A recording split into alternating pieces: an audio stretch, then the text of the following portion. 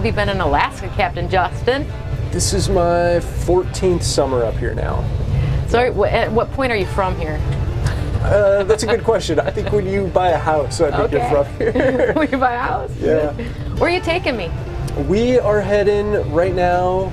We're kind of in the middle of Resurrection Bay. We're going out into the open Gulf of Alaska, and then we're going to turn into another bay called Ayalik Bay, and back there's a couple tidewater glaciers. Nice. So.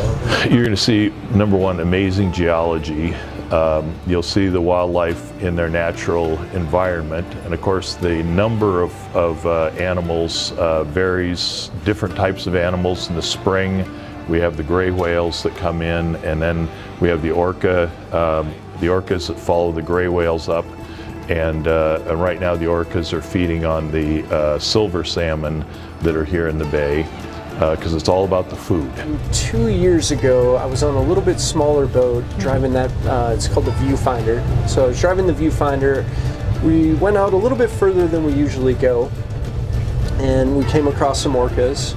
So naturally, I stopped the boat, and they were coming kind of close to us, so I turned the engines off, and we just kind of waited a little bit, and they were down for a little while. And then all of a sudden, we noticed that they were shooting below the boat. They were swimming back and forth. And the closer we looked, we could see like a salmon swim by one direction, followed by the huge orca behind it, and then another salmon swim in the other direction, and the orca right behind it. It was so fun watching them actively hunt. Yeah.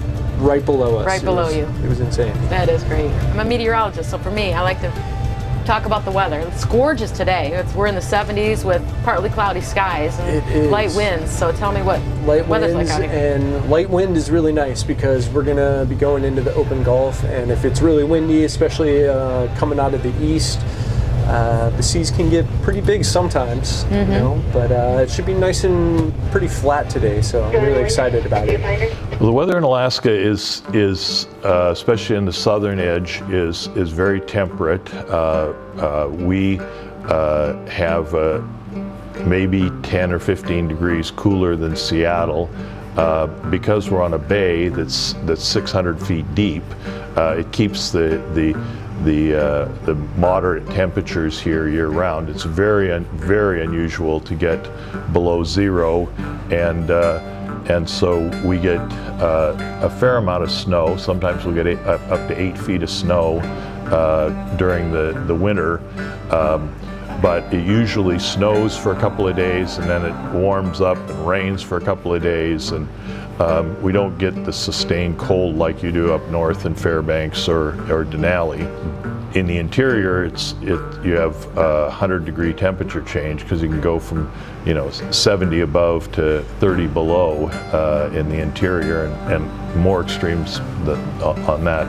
Or in the winter, during the coldest part, we'll get rain, and it'll sit on the top, and then we'll get a really cold night, and it'll freeze, and you'll get an inch or two of ice, but nothing significant. And then the next day the sun comes out and melts the ice, and it goes away. We're going out into the open Gulf of Alaska, and then we're going to turn into another bay called Ayalik Bay, and back there's a couple tidewater glaciers. Nice. So far we've seen sea otter and an eagle, and we're hunting down some orcas. We're trying. You call them big fins, huh? Is that the conversation between captain and captain? Yeah, we kind of have code names for different things, because a lot of the smaller boats have open wheelhouses. And if you start saying, orca on the radio, then people get excited and you might not find them, or it might be out of range for certain boats. So yeah, we have code names. Good. What are some other code names? Called the humpbacks wide guys. Wide guys. Wide guys, yeah. Orcas are also known as sea pandas.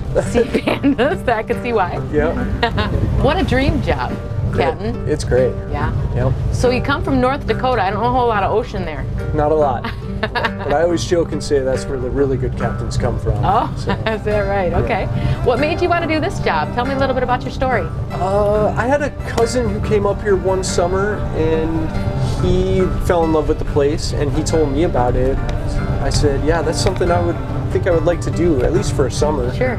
And then I kind of fell in love with it, and then just kept coming back. You started as a deckhand then, I hear. I did. All right. Yep. I talked to Tom earlier, and he said everyone starts out on the bottom, working their way through the whole thing. You fall in love with it. Yeah, definitely. So what kind of experience do you have to be able to drive this boat? I have a 100-ton near coastal captain's license. So I'm able to take 100-ton vessels out of protected water. So that's where the near coastal part comes in to play. So I'm from the Great Lakes, so there's big water, but not this big. Yeah. Yeah.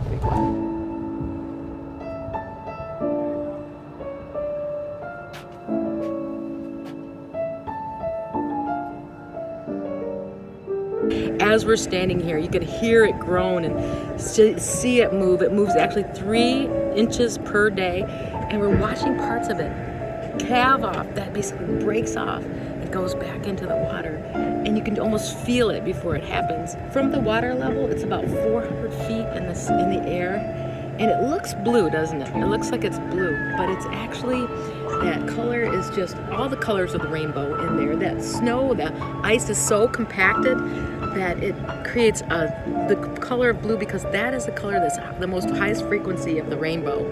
And so that's why our eyes actually see it as a blue color. As you can see from over my shoulder, incredible view.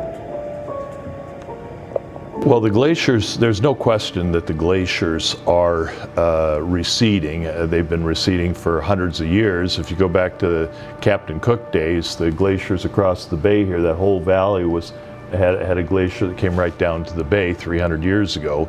And you can go out to Exit Glacier out here, and they've got the dates, you know, that the glacier was here in 1800, and it was here in 1830, and it was here in 1850, and there's no question that the glaciers are receding, and very few of them are advancing, but generally the glaciers are receding. You can argue over what the cause is and all that, but unquestionably, we're seeing warmer temperatures, and we're seeing the glaciers receding in a dramatic way in the last 30 years.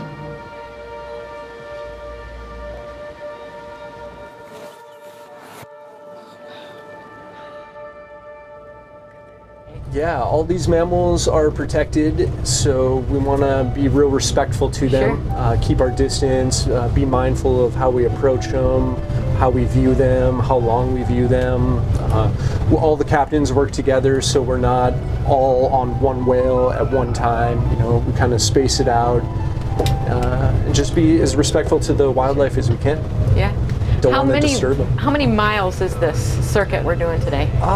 Probably going to go roughly 80 miles round trip. Yep. So these glaciers are just massive ice flows, right? So we have a lot of ice sitting up in these valleys. And when we get warm days like this, the warm temperature, that warm air is hitting that cold ice, and that it just creates its own weather system. It just kind of funnels this air right down the valley towards us. What's it called? Katabatic wind. Yeah, it's a katabatic wind. What do you want to tell anyone back home, Justin?